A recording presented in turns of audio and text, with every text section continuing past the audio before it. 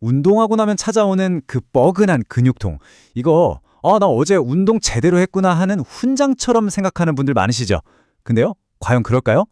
오늘 이 시간에는 근육통이 꼭 근성장의 증표는 아니라는 사실, 그리고 진짜 똑똑하게 훈련하는 건 뭔지 제가 제대로 한번 파헤쳐보겠습니다. 아마 운동 좀 해보셨다 하는 분들은 다들 공감하실 거예요. 막 운동 다음날 허벅지는 터질 것 같고 계단 내려가는 건 완전 공포고, 그쵸? 팔 하나 들어올리기도 힘든 바로 그 느낌. 네, 맞습니다. 우리한테 아주 익숙한 근육통이죠. 이 뻐근한 고통을 전문가들은 지연성 근육통, 영어로는 돔스라고 부르는데요. 말이 좀 어려워 보이죠?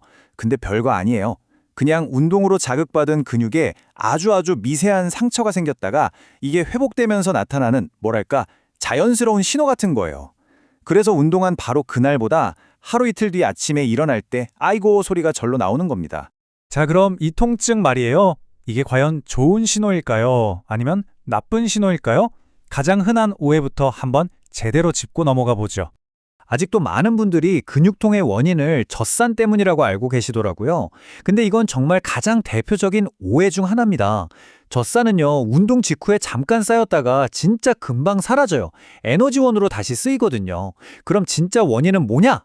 바로 근육이 늘어나면서 버틸 때, 그러니까 스쿼트로 천천히 앉는 동작이나 덤벨을 내리는 동작처럼요. 이럴 때 생기는 미세한 손상 때문이에요. 그리고 우리 몸이 이 손상을 회복하면서 근육이 더 크고 강해지는 거고요. 자, 여기서 정말 중요한 핵심 포인트가 나옵니다. 꼭 근육통을 느껴야만 근육이 크는 게 아니라는 사실. 이걸 꼭 기억하셔야 해요.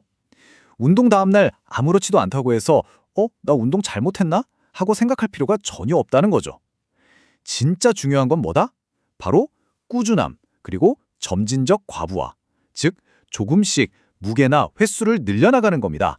하지만 기분 좋은 자극하고 진짜 위험 신호는 반드시 구분해야 합니다. 가끔 의욕이 너무 앞서서 막 자기 몸을 극한까지 몰아붙이는 분들이 계시는데 아주 드무지만요, 횡문근 융해증이라는 정말 위험한 상황이 올 수도 있어요. 이건 그냥 좀 아픈 근육통 수준이 아니에요. 말 그대로 근육세포가 녹아내려서 우리 몸의 필터 역할을 하는 신장 같은 장기를 망가뜨릴 수도 있는, 이건 응급 상황입니다. 여기서 여러분이 꼭 기억해야 할 가장 중요한 경고 신호가 있어요. 바로 소변 색깔입니다. 만약에 내 소변색이 꼭 콜라 색깔 같다, 아니면 아주 진한 갈색으로 나온다? 이건 절대 그냥 넘기면 안 돼요. 망설이지 말고 무조건 즉시 병원으로 달려가야 합니다. 이게 바로 횡문근 융해증을 의심할 수 있는 가장 확실하고 분명한 신호거든요. 자, 그럼 근육통이 목표가 아니라고 했는데 그럼 도대체 뭘 목표로 삼아야 근육이 크는 걸까요? 진짜 성장을 이끄는 힘은 과연 무엇일까요? 바로 여기에 답이 있습니다. 근성장을 이끄는 진짜 열쇠는 바로 총훈련 볼륨이라는 개념입니다. 말이 좀 어려운데 쉽게 말해서 내가 한 주 동안 들어올린 무게의 총합이에요. 무게 곱하기 횟수 곱하기 세트수, 바로 이 공식이죠. 이 총량을 꾸준히 점진적으로 늘려나가는 것. 이게 우리 근육한테 야, 너 더 강해져야겠어 라고 신호를 보내는 가장 확실한 방법입니다. 여기 한 피트니스 코치의 이야기가 있는데요. 이분은 몸으로 모든 걸 증명해야 한다는 그런 조급함에 매일같이 스스로를 몰아붙였다고 해요. 운동이 끝나고도 에너지가 좀 남아있다? 그럼 내가 최선을 다하지 않았구나 하는 생각에 시달렸던 거죠. 그 결과가 어땠을까요? 결국 재활에만 6개월이 걸리는 아주 심각한 부상을 입고 말았습니다. 아프지 않으면 운동이 아니라고 생각했던 거죠. 이게 바로 통증만을 쫓는 훈련이 얼마나 위험한지를 보여주는 아주 생생한 예시입니다. 자, 그럼 이걸 숫자로 한번 비교해보면 확 와닿으실 거예요. 예를 들어볼게요. 어떤 사람이 오늘 컨디션이 너무 좋아서 120kg 스쿼트를 5번씩 5세트나 성공했어요. 정말 모든 걸 쏟아 부은 거죠. 그럼 이날 들어올린 총 볼륨은 얼마일까요? 계산해보면 정확히 3000kg이 나옵니다. 와, 대단하죠?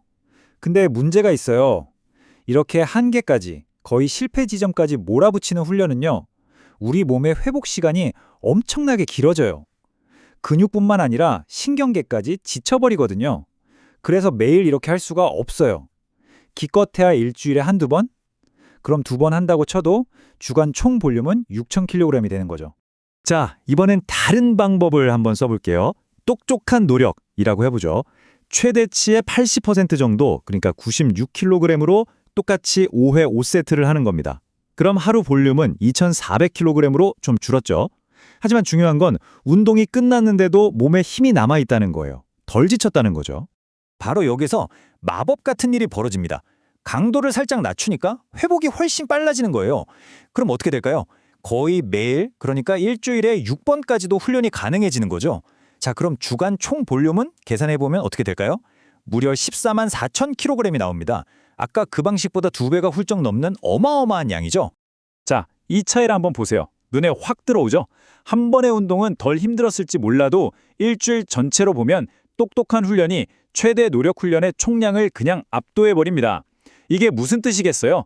결국 장기적인 성장은 매번 녹초가 될 때까지 운동하는 게 아니라 회복 가능한 범위 안에서 꾸준히 더 많은 일을 해내는 것에서 온다는 겁니다. 좋습니다.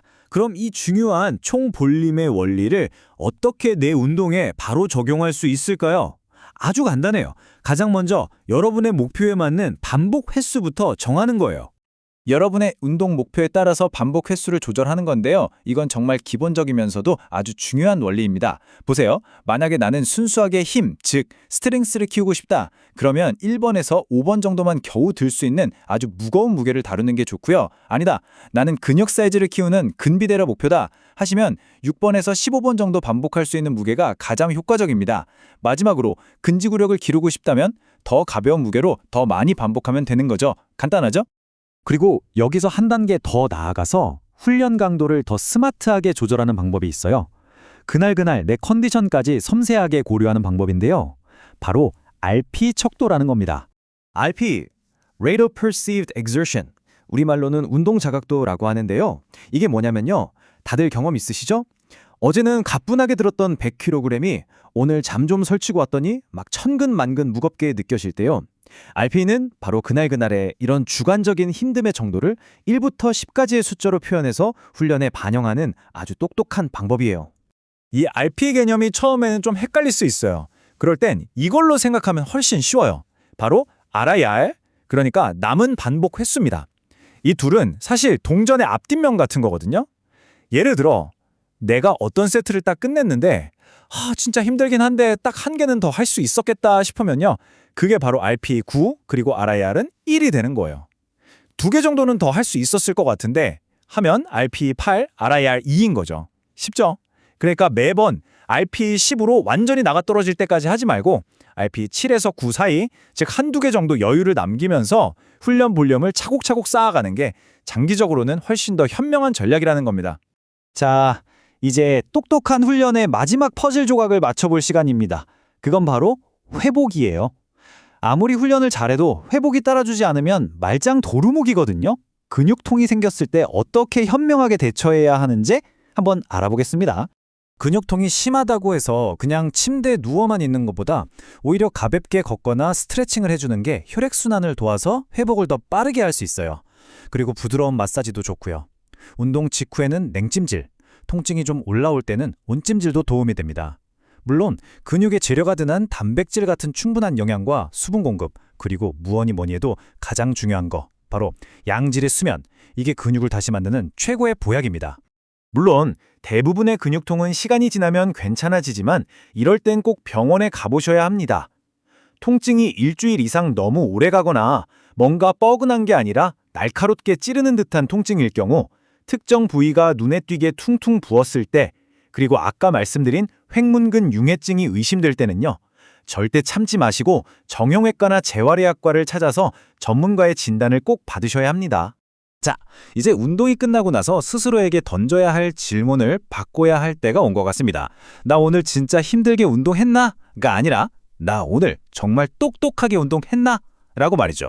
결국 부상 없이 오랫동안 꾸준히 성장하는 가장 확실한 길은 바로 그 똑똑한 훈련에 달려 있으니까요.